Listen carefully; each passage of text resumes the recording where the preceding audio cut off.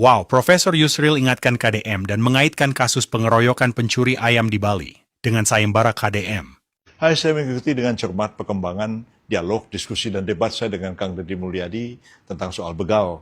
Kang Deddy, seperti kita tahu, telah membuka sayembara. Siapa yang mampu menangkap begal, menyerahnya kepada polisi, akan diberi hadiah sekian juta rupiah. Saya menyambut baik sebenarnya upaya untuk memberantas pembegalan ini. Cuman caranya perlu kita pertimbangkan hati-hati supaya tidak menimbulkan asal main tangkap dan kemudian menimbulkan rakyat itu main hakim sendiri. Jadi saya mengatakan bahwa yang paling penting sebenarnya adalah polisi harus menegakkan hukum. Jangan sampai rakyat bertindak sendiri, kemudian mengeksekusi seseorang yang belum tentu bersalah. Ingat kejadian di Bali, ya. Beberapa hari setelah polemik saya dengan Kang Deddy mengenai soal ini, terjadilah di Bali, ya. Seorang kemudian tewas terbunuh karena dikeroyok oleh massa karena dituduh mencuri seekor ayam. Bayangkan, satu ekor ayam, ya, diganti dengan satu nyawa manusia. Ini harus hati-hati.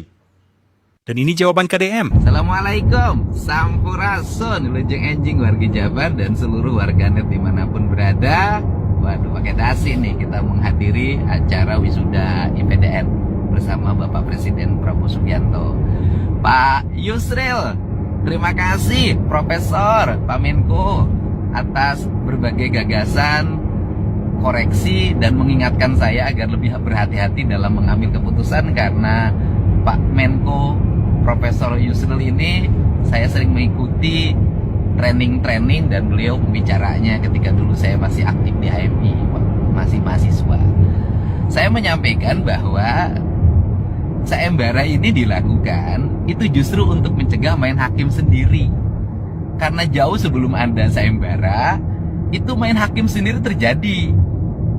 Yang maling ayam, yang maling domba, yang maling motor banyak dihakimi sampai meninggal. Kebetulan saya menangani sampai ngurus keluarga korbannya sampai hari ini.